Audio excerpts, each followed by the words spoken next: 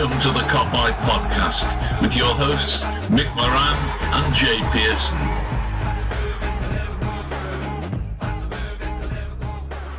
Hello everyone and welcome back to the Kopite Podcast. We are back with another episode of the Squad Number Show. And we did say we weren't going to until normality resumed, but seeing as that's going to be a long time away, we thought, fuck it, let's do a virtual show and just fucking crack on doing it. Yeah, don't blame me, mate. Don't blame you. I think, go on. I was just going to say, I'm Mick, and I'm joined by Jay. How are you?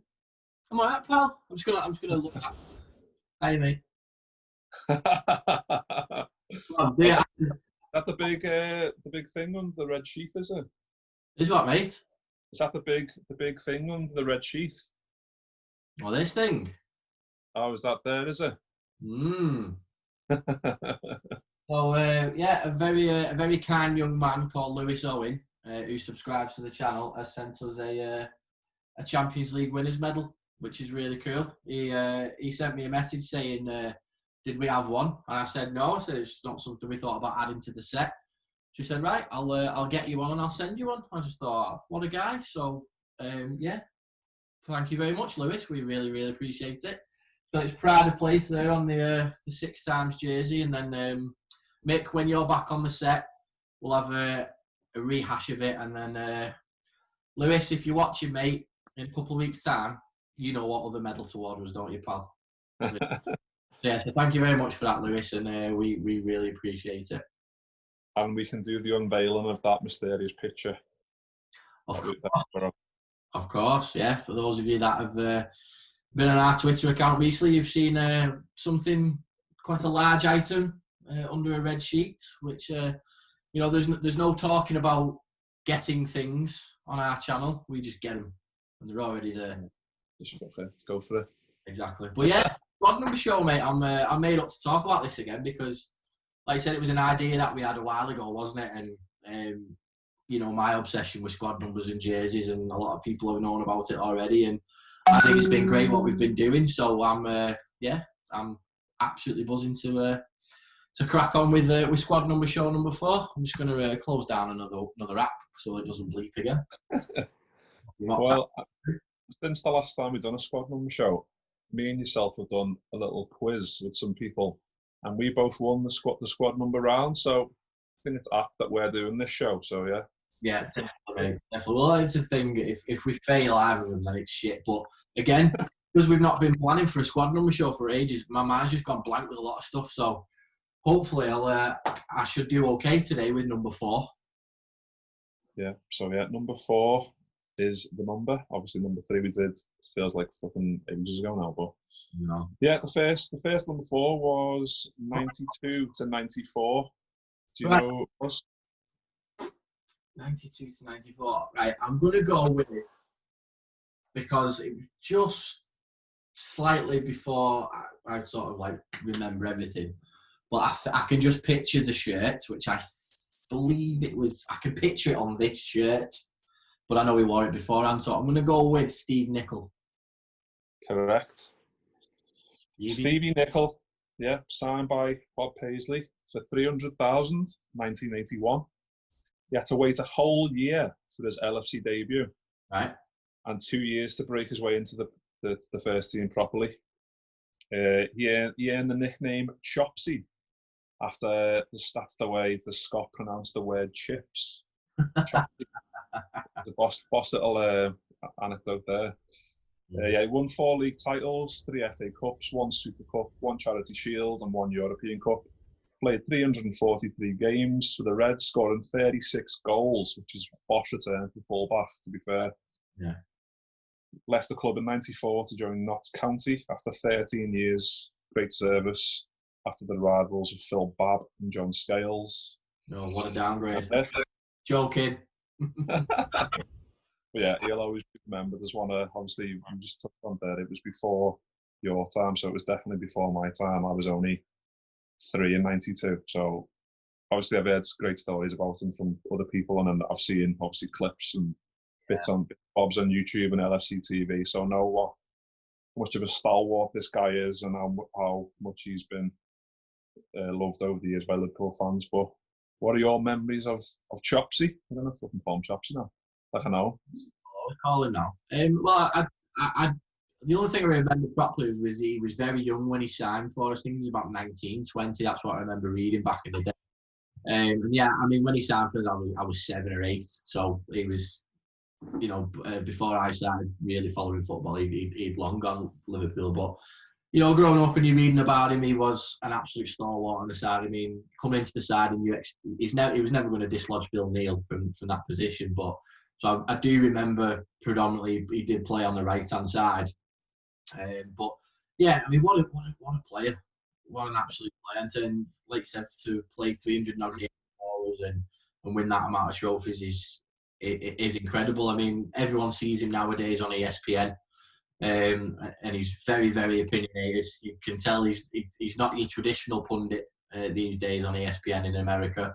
He's a very loudmouth pundit where he'll say what he wants, and he'll say stuff about Liverpool if he has to, and because he's passionate about the club and it's his club. So, yeah, he's a great character. I remember I've been to a couple of speaking events with him, and he's a good laugh. He is really, yeah, he'll always go down in there as I'm sure the people that want to pick a team of the 80s, I'm sure he's in there in the conversation of, do we have him or do we not have him? Does he make the grade? Does he make the grade? And he's one of those where you go, I should put him in, but I can't put him in, and all that sort of stuff. But yeah, I think we definitely got the best out of him, and it was good that he could put a foot in for the Premier League. But he was one of those players that got shipped out by Souness.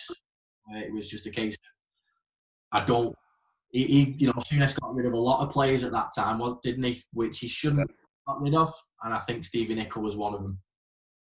Yeah, I think it's been talked about quite a lot. Obviously we're in lockdown, so I've been watching a lot of stuff on 80s, 90s Liverpool, and I think Souness was trying to make a change in football in terms of progression and trying to make them more into athletes rather than the old guard that he remembers of going out on the fucking piss every week and whatever else. Yeah. And he probably thought, I'm going to do this and it's going to work for the best, and he shipped too many off too quickly, if anything. Yeah. Which obviously worked against us, but yeah, it took us a long time to properly recover from that, really, which is a shame. But no, Stevie Nicol, great pleasure to have him. Boss player. Anyway, moving on. Okay. So when did Nicol leave? 94, did you say? He left in 94, yeah. Okay. I'm pretty confident with this one. I am thinking, because obviously 94, the following season was obviously 95, because no one's fucking stupid. We won the League Cup, and we played Bolton, beat Bolton 2-1, and there was a young Jason McAteer playing for Bolton that day, and that is my choice for the next number 4. Is it Jason McAteer? You just got it right and took half my fucking speech. Yeah, signed for $4.5 million after you just said, touched on there. Impressed in the 95 League Cup final when we beat Bolton 2-1. Made 139 appearances for Liverpool in his 3 years.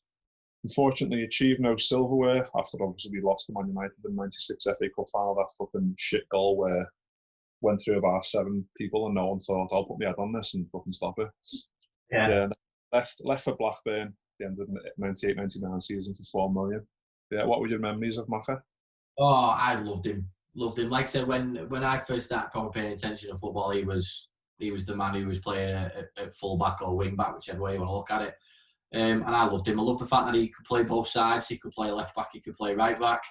I loved his attitude. I loved Andy Robbo reminds me of him. He's sort of like shithousery on the pitch and stuff, and he just loved playing for Liverpool. And I think that's, again, it's what we all love, don't we, mate? We love every person that loves playing for the club. And yeah, loved him. Absolutely loved him. If it wasn't, you know how much I love this shirt. I was going to get McAteer number 4 on the back of this, but I settled for Paddy Berger only because they didn't have any McAteer names left. I wasn't usually getting 2 numbers on my shirt kind of guy. But yeah, I loved McAteer. Just loved everything about him. He was a fullback, and he was a different kind of fullback. He he wasn't the one that just stayed back all the time. He was marauding down the right-hand side, sometimes down the left-hand side. I'll be honest, as a kid, I used to get confused between him and McManaman because it was sort of a similar name. They had the same shaggy hair. But no, I loved him. Loved everything about him. I loved his banter. I loved his Scouse wit. Taking the piss. Yeah, loved everything about. But what a cracking player! He was so underrated, though. That's what really pisses me off. He was so underrated. Yeah, like I said, I've watched quite a few old games recently, and you can just see, like you said, it reminds me of Andy Robbo as well. Like, he just boundless energy, just wouldn't stop running. And I think if you put him into this football era now, I think he'd do well as well. Probably not technically wise, not the best, but he was good at not slow, pretty quick, ferocious tackler, get down the wing and got a good cross on him. I think he was, won't go down as one of the best ever, but he was definitely one of the Mr. Dependables, and yeah, he done really well over his 4 years for Liverpool. Yeah, definitely, mate. And I think people always remember him for like his assist in the Newcastle 4-3 game. Yeah, he played his heart out there. I mean, I loved remember when Robbie Fowler got fouled at Highbury by David Seaman, but Fowler said it wasn't a penalty. Yeah. Then Fowler took the penalty. Seaman saves it, but then McAteer scores the rebound. And that's another fond memory I've got of McAteer. Is like, thanks Robbie, you've just got me one of my first goals for the club, so I appreciate that. But yeah, I loved everything about him, and I love the fact that he's still connected with the club now. I love that he comes back and plays Legends games. And one of the things that I did thought was just boss was outside of the wonder after the final last season. He was on LFC TV and he was just chatting and he was just getting really, really emotional. I managed to watch it back a few days later. He was getting really emotional. He felt like he was out on the pitch, and you can just tell, like, this club's in his blood, and that's what you want and that's what you love. And I just, even at that age, I was just passion. I mean, do you remember the five-a-side thing he was playing on Sky Sports for the Republic of Ireland? Yeah. Spat with Michael Owen. Yeah. That just made me laugh as well, because obviously they were teammates very, very briefly. But it doesn't really matter. He's still on the football pitch. You still want to win, and I love that about him. And yeah, for me, McAteer, or Trigger as he's known, is just, loved him. And he's, for years, he was probably everyone's choice going at right back in your Liverpool Premier League 11. Yeah, summed it up perfectly there, lad. Well done. Anyway, number 3. Who is it? Okay, so third person to wear number 4. Now, right, let me think. So it's 1999. 99. So 99, 2000 season then? Yeah. I'm picturing that's... right, okay. Right, I'm going to go with, and this is only because the next one, I think, because he wore number 12 first, is it Rigobert Song? You're fucking smashing it here, lad. Well done. Rigobert Song. Signed by the Reds for 2.7 million from then Serie A side Salernitana. Well done. I couldn't have pronounced it. Don't even know what it is. Yeah, he impressed on a trial at Anfield. Right. Yeah. Came to the club with obviously great international pedigree after Doddy played in 2 World Cups for Cameroon at the time. Yeah, it's the first Cameroonian to play for the Reds. Made his debut against Coventry at Highfield Road. Obviously, I think he preferred a centre-back role before he joined the club, or he played a lot of right-back during his time at the Reds. Yeah. And I enjoyed him there because he was always solid, like we said with McAteer. He was quite similar in that regard. He didn't give you an inch, fucking solid as anything. And I always loved the song. We've only got one song. Love that. That's one of the classics for me. That. Yeah. Then he signed for West Ham in 2000 after the year, 2.5 million as a replacement for Rio Ferdinand, which was a bit of a. That really left, because I'm sure he was there games at the beginning of the treble season, or have I got that completely wrong? According to my sources, he signed for West Ham in 2000 for £2.5 million, and we got some player called Daniel Shilowland as part of the deal. I wonder if does it say when he 2000? I haven't got that much info on it, sorry, lad.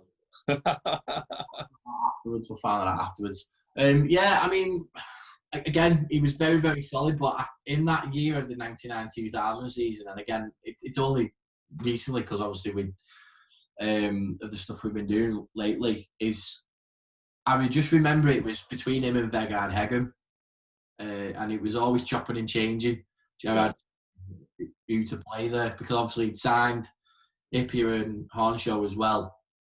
So obviously it's a complete makeshift backline.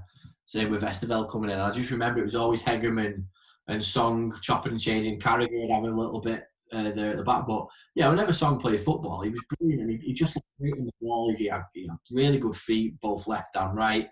Like you said, you don't get that good at football and play 2 World Cups for nothing and captain your country. So yeah. Great player, and unfortunate that he didn't play a lot more games. But if you don't impress, you don't impress. And at the end of the day, we got Marcus Babbel at the end of it to replace that position. Who made that position his own. And if you've not watched our interview with Marcus Babbel, go and watch it, because it was it's amazing. Yeah, I love the big bit of Song, I did, and it was one of those things where it was like, do we get him or Taribo West? Do you know what I mean? It was one of those things we were always linked with that with either of them. But yeah, no issues with Rigobert putting on the number 4 jersey. I think he did a good job. And like you said, his Song was boss. Yeah. I've just done a bit of quick digging there while you were doing that chat. 28th of November 2000, he left. There you go. And do you know what, mate? Thanks for checking that. It's only because in my brain it would do me head in that, because I'm sure he had a little bit. And the only reason why I know that is because back in the day I had the treble video. When the review came, it was on video. When you open up the video in the sleeve, a list of all the players, a little green dot if they played a game, and I'm sure he played a couple of games at the beginning of the season. But yeah, shame he left. He might have picked up a couple of trophies. Yeah, I know, like you said, but he was solid enough, but I think he probably wasn't the level we required going forward. He was more the level we were at the time, but we wanted to progress, and he was just part of that revolution to try and progress and try and get the title, basically. I think to get to the top, mate, you've got to go up the steps, haven't you? He's just one of the steps on the way up there. So exactly. But yeah, I think you probably know the next one, because you just touched on it before. Sammy. Yeah. So yeah, between 2001, 2009, the Big Finn obviously signed in May of that 99 for an incredible 2.6 million from Dutch side Willem II, after being highly recommended by former chief executive Peter Robinson by a TV cameraman. TV cameraman apparently recommended them. According to Wikipedia anyway, I don't know if that's true, but that's incredible if it's true. Cameraman. Who is that cameraman? Get him on the pod. Yeah. Obviously, we've already mentioned Stefan Hornshaw on show number 2, and just the partnership those two struck up. The Big Finn and Hornshaw was just incredible. Obviously, we've had Marcus Babbel and Sander Vesterveld on the podcast recently talking about that 2000 and 2001 season, and him and Hornshaw and Hippier are a massive part of that. Yeah. In that season, obviously, Hippier shared captaincy with Fowler and Redknapp. In 2002, Hippier then became Liverpool's fully fledged captain after Fowler and Redknapp both left the club. 2003, obviously, Sammy then handed the captaincy over to Stevie G. A bit of an inevitable move, really, obviously, to Stevie Gerrard's promise, and obviously that was his destiny to become the captain. But yeah, Sammy obviously embraced it, and I think Gerrard spoke about it quite at length recently as well, saying he couldn't believe how well he took it, and he was really encouraging and thought, yeah, this is what you're made for, and he just embraced it, and yeah, that's just testament to the guy that he is, really. Yeah, but and then in 2003, he received his only ever red card in a game against Man United. Obviously, it wasn't like him at all, really, because his positioning was probably his biggest attribute, really, just knowing being in the right place at the right time. Obviously, wasn't the quickest over the ground, but moving on to 2004, Benitez moved Carragher into centre back alongside Ipia, helping us go on to win the Champions League in Istanbul, obviously, famously. Great goal against Juventus on the route to the final. 05-06, Sammy was third choice after Carragher's rise into the team and obviously rise to the vice captain behind Stevie. Then, unfortunately, in May 2009, Sammy made his final appearance for Liverpool, but he made 464 appearances, scored 34 goals, which is fucking tremendous for a centre-back, winning 10 trophies in a 10-year tenure. Unbelievable. Do I say anything else?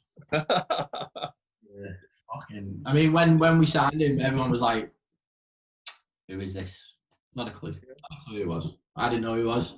But I think after a couple of games, that 99-2000 season, you knew straight away what type of player he had. And he was definitely one of the reasons why we kept so many clean sheets that season. And you just thought, this is just the Tower of Power, as he was nicknamed as well. He's just fantastic. And I think for, what did you say, 2.75 million or something? 2.6 million from Willem II, which is fucking incredible, really. I know we touched on it as well in number 2, like I said, with the Honcho one. I think he was 3.5, wasn't he, Honcho? And Hippie was 2.5. So 6 mil in total for that centre-back, which went on to famously do so well in that 2000-2001 season. Yeah. It's just fucking is unheard of, and you don't get bargains like them anymore. Oh, do you work? I mean, you look at Robbo for £8 million, and we'll probably do another show like this in 10 years and look back at that. And I think Sammy Ipia is just arguably one of the greatest centre-backs I've ever seen in my lifetime. He's certainly one of the in the top 5 of greatest centre-backs to ever grace a Liverpool jersey, or shirt, as Vinny likes to remind me. But I think, Sammy Ipia was just one of my favourite players for Liverpool growing up. He was so happy that he was on the ball all the time. He was so happy to play for the club. He was so happy whenever he scored a goal. I mean, he scored some really important goals in that treble-winning season. I'll never forget his bullet header against Arsenal in the Champions League in 08-09. I think it was 09 or 07. 07 or 08. Just a bullet header from close to the edge of the box to go straight in the top corner. And like you said, the goal against Juventus on our way to Istanbul. He was just a colossus at the back, and he was so emotional the day he left Liverpool in his last game, and he deserved every applaud at that spot. And he was, Sammy Ipia is just an incredible player and one of the best centre-halves we've ever had. And I always said it would be very, very difficult that we'd ever get a player like that again. And I think it only with Van Dijk have we got that player again. Yeah, definitely. I think I was just going to say it. In terms of his goal scoring, for me, when we got corners, I always thought it's going to land on Ippia's head and he's going to look like he's not even jumped for it to win it. And that's what we've got now with Van Dijk. Just a magnet. Even like obviously when we're defending corners as well, and obviously in the other end scoring goals, but just to land on his head all the time, and it's not fluke. Like he just knows where to position himself, and an absolute colossus. And obviously we signed him in 2001. It then took us fucking 17 years or whatever to then sign someone who we could properly compare him to, which says a lot, really. Well, that's it, mate. I mean, like you just said there, signing him in 99, he embeds in that first season, wins the treble in his next season. A couple of years later, he wins the Champions League. You don't win those trophies without Sammy Ipia, in my opinion. He's not in that side. We don't win those trophies. That's the bottom line, because, like you said, he didn't have the pace, but like you said before, mate, perfectly, he knows where to position himself. And Van Dijk's exactly the same. He knows where to position himself, and he knows where the ball's going to be. And Carragher was like that as well, because Carragher knew he didn't have any pace, but his anticipation was fantastic. Van Dijk's got the pace, obviously, we all know that.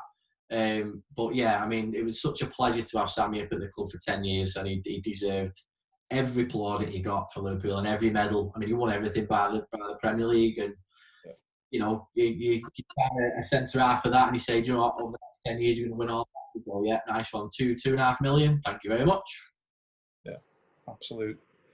What a signing. Just and I love like his final game as well, where he was just like dead emotional, and you just thought, like the realization just like smacked him on the face that he's leaving.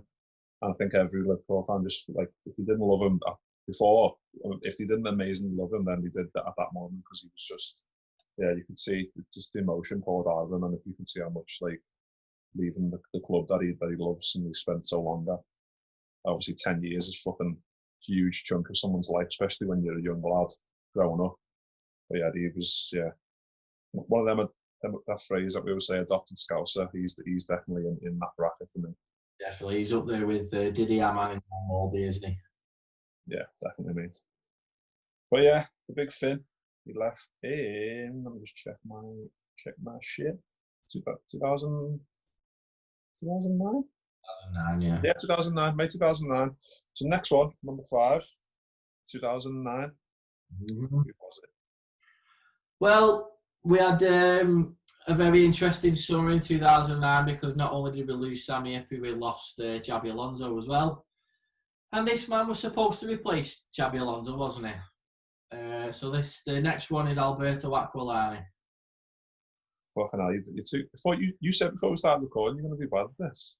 I think I might struggle with the next one. But yeah, Alberto signed, like you said, to replace the irreplaceable, really, Xabi Alonso. So before he even fucking kicked the ball, he had a massive task on his hands. Signed from Roma in August 2009 for 20 million. He signed as a replacement, obviously, for Alonso. Yeah, I remember one of the main things for me. I remember the Atletico Madrid Europa League game in 2010, sorry, when Forlan knocked us out on a away goal. I was there that night. Yeah. I thought one of his best games. Obviously, grabbed a goal and got man of the match, I think. But yeah, he couldn't keep up with his performance level. Obviously, struggled a lot with injuries, and you could see that. He arrived with an ankle injury, and he didn't play for ages because of that ankle. Yeah. And I just, from then on, you're doomed. You really are. You've got that pressure, and you're not playing. And then when you do finally play after an injury, after being compared to Xabi Alonso, and you don't pick up the English game straight away, it's game over. Yeah, I think I've seen an article the other day saying that we wanted someone else. I can't remember for the life of me what it was, and Aquilani was available, but it was only available for 20 million because of his injury. If he was fully fit, we wouldn't have been able to afford him. Right. So because of the injury, obviously, then we knew that we'd have to wait for him to come back from the injury. Yeah. And then obviously that's the worst thing to do, I think, for especially for players. Like I was a footballer and I was injured, I wouldn't then sign for another club knowing that I'm signing for the club and I might have to get myself back to fitness. Meanwhile, the pressure's building on you, thinking, right, when this debut finally happens, these Liverpool fans are going to be thinking, fuck now, this kid best be good. Fucking couple that in with the fact that he's replacing for Xabi Alonso. Yeah. You're doomed to fail, really. And you could tell he was a talented player. Like, he was games in Portland game, he played really well, and I think he got another man of the match there. But and he had the talent, but he had the eye for the pass, like that Alonso type through ball where he could cut a defence. But he just couldn't. Obviously, the injuries were just too much for him. Yeah, he just couldn't stay fit, and a lot of I just remember seeing a lot of. We had a white away kit that year, and I remember seeing a lot of white away kits with red Aquilani number 4s on the back, and yeah, collector's items. Then now, I mean, I've got nothing negative to say about the lad, because if your career can't start because of injuries, that's not because you're shit at football. That's just being blatantly unlucky. You know what I mean? I'll never ever say to a player, "Oh, he was fucking shitting." If he was always injured, it's not his fault. He's getting an injury. So I've not got the world of negative things to say about Aquilani. But again, that time of the club where we were not getting in the Champions League, and the unrest off the pitch with Ix and Gillette being a pair of heads, and the football not being good, and everyone was sort of miserable, and Torres was miserable, and Gerrard was miserable, and we were miserable, and he's just like, it just brings back negative feelings. I mean, I can feel this set now. It's crushing just thinking about it. Wow. Don't want to talk about it. Fucking move on. Thanks, Alberto. Nice Italian to play for the club, but yeah, it's not. It didn't work, did it, unfortunately, but that's what happens. Yeah, like you said, but he was obviously a talented player, which didn't happen for him. He only made 28 appearances, scored 2 goals. Obviously went out on loan to Juventus and Milan before he finally made the move to Fiorentina. I did quite like Fiorentina and fair play to him, so yeah. As long as he's happy, sound. That was the end of Alberto. So obviously he was only there till 2010. So number 6, 2010. 2010, number 6. Right, I don't know if we had a direct replacement. Oh, we might have done actually. So talking. Right, I've got Nuri Sahin on my mind, but I don't think he was then.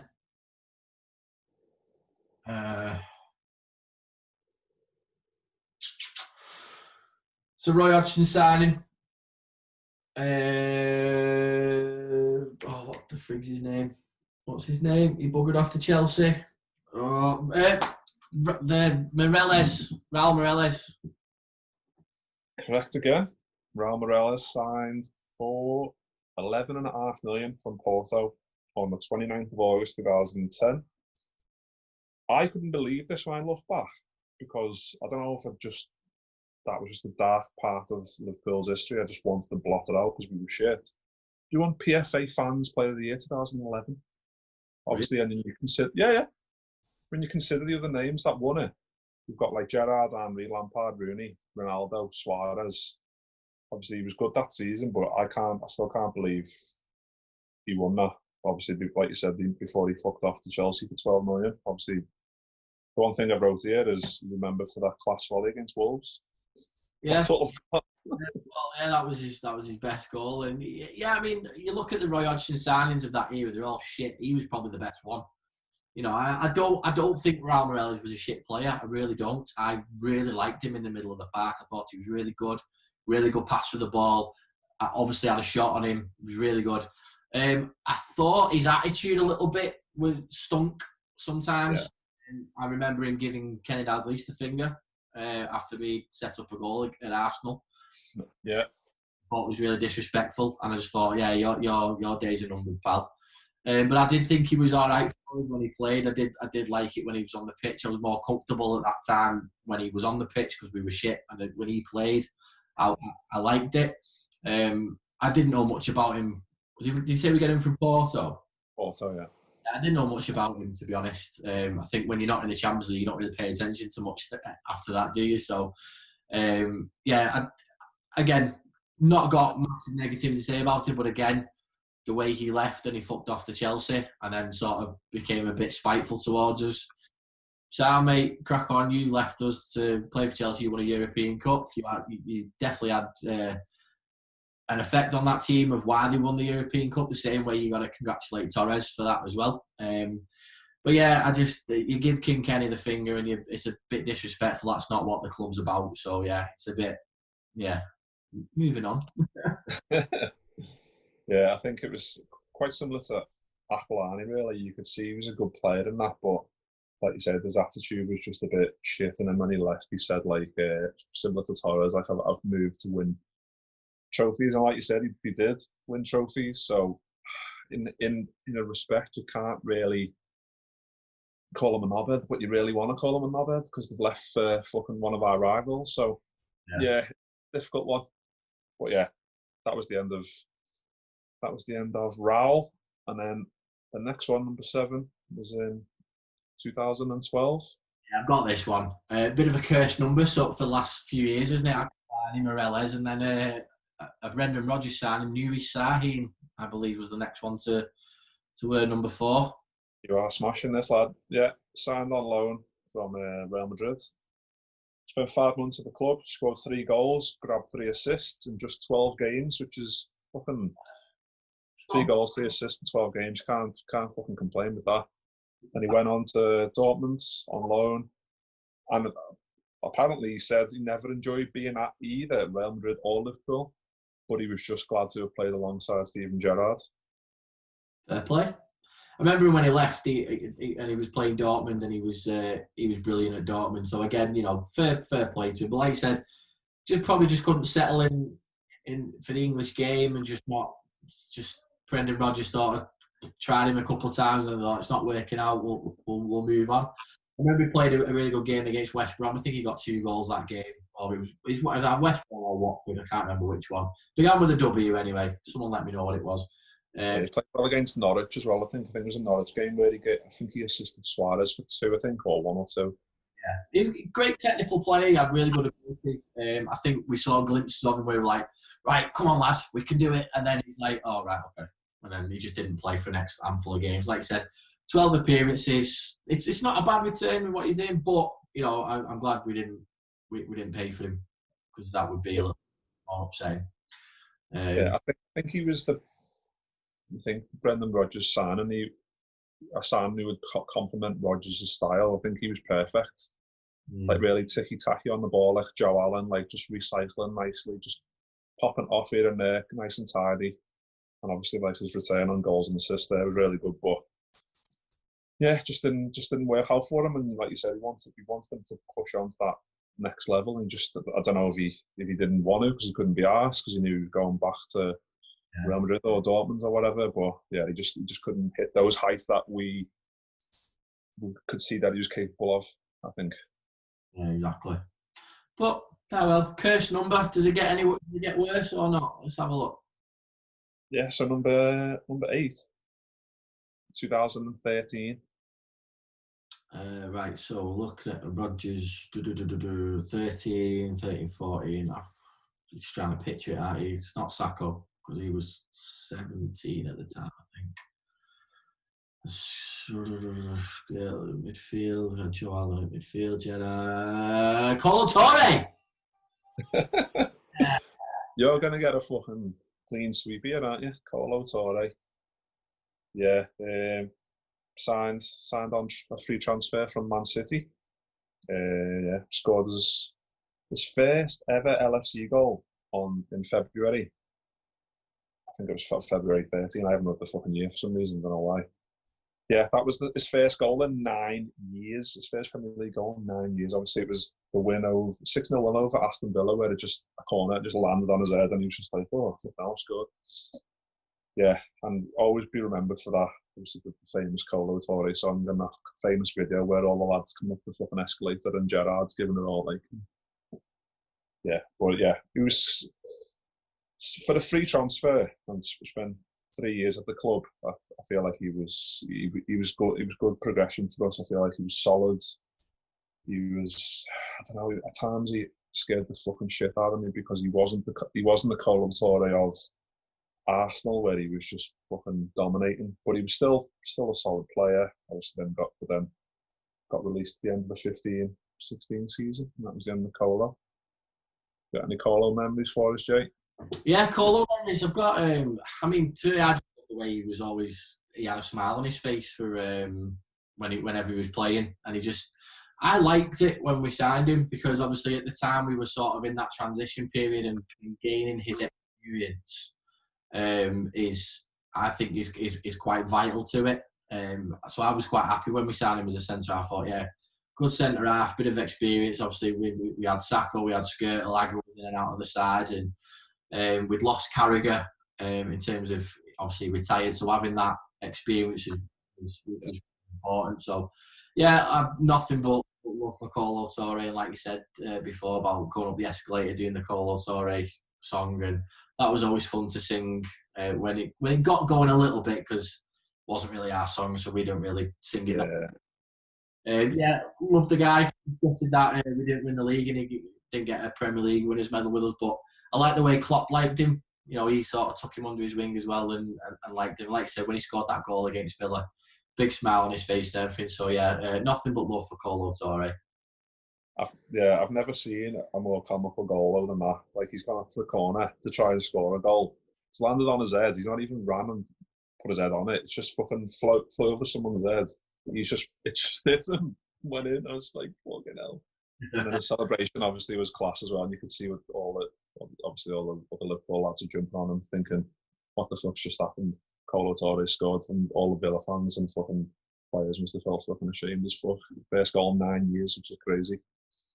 But yeah, that was number 8. And can you guess who number 9 is? So I'm assuming this is the last one. It is the last one, yeah. I've done quite well, to be fair. Well, you've got them all. If you don't get this one, then we might as well cut it here.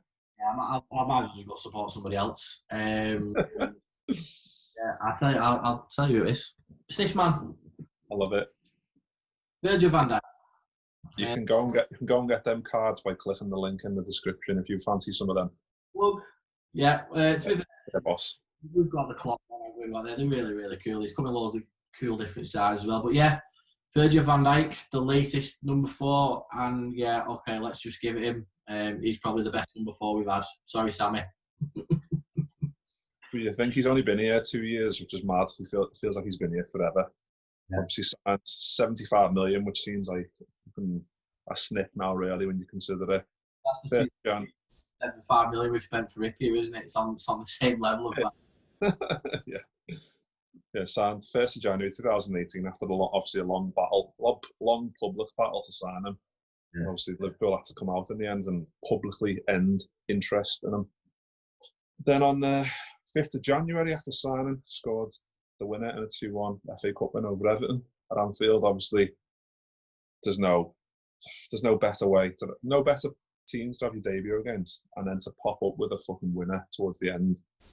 It was always going to go right for the lads, and obviously he's fucking.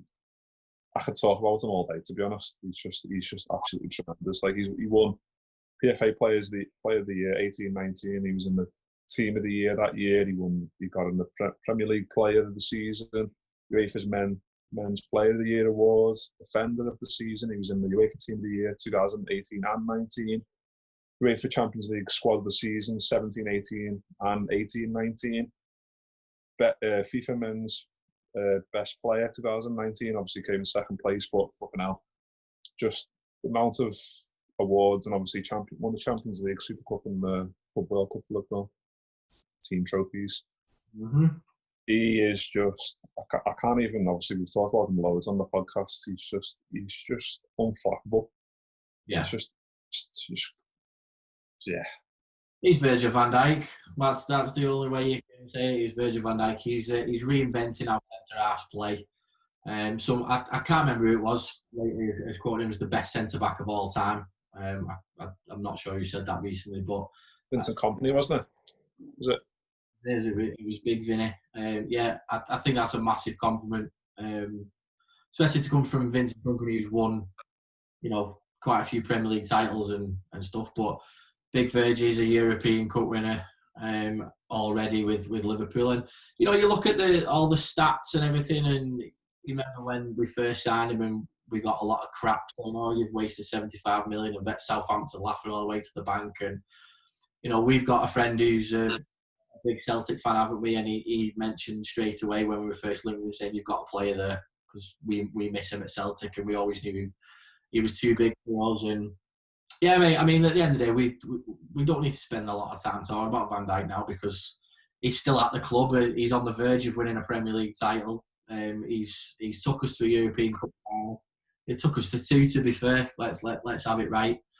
And yeah, I'm just glad that he's our player, and I can't. And the great thing about this as well, because we are winning things with him, I can't see him leaving anytime soon. Do you know what I mean? Like, obviously, as Liverpool fans, we're so used to a player coming, doing quite well, and then buggering off again. But I don't think we're at that place anymore.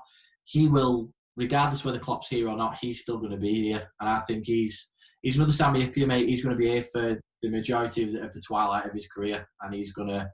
Yeah, he's our centre half for the next 10 years. Firmly believe that.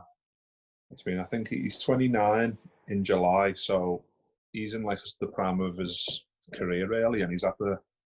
Obviously, we're biased, but he's at the best club in the world, which is great to say. And like you said, we've always been worried in the past. We've talked about on podcasts before with like the likes of Torres and Suarez and Alonso and Mascherano and all these great players that we've signed, who've gone on to do great things, and we know they're ultimately going to leave because they're not going to win the big one.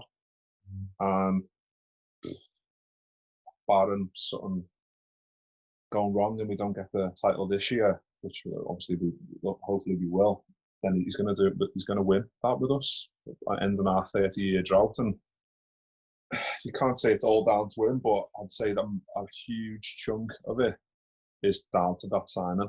Obviously, Alisson's signing can't go unnoticed as well, obviously with all the front three as well, but just shoring up that back four, and when he's not on the team, you can tell.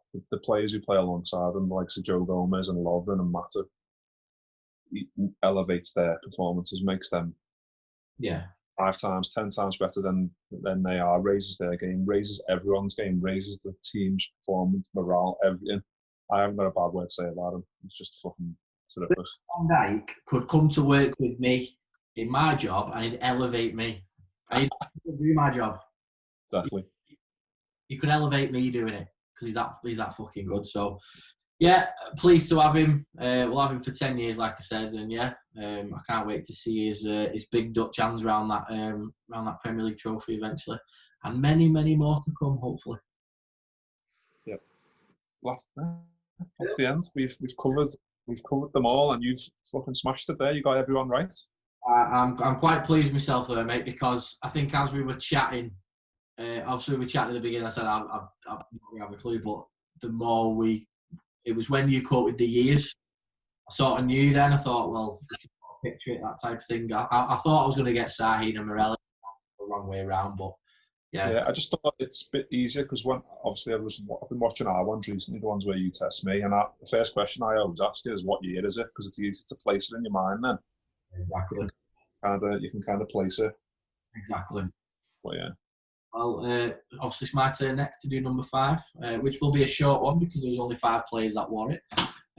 So we'll do some more now that we can do them in lockdown because we're going to be doing this for the foreseeable. Thank you very much for watching, Mick. Thank you very much for that. Appreciate it. No problem. Yeah. And hope we read, and we'll see you next time.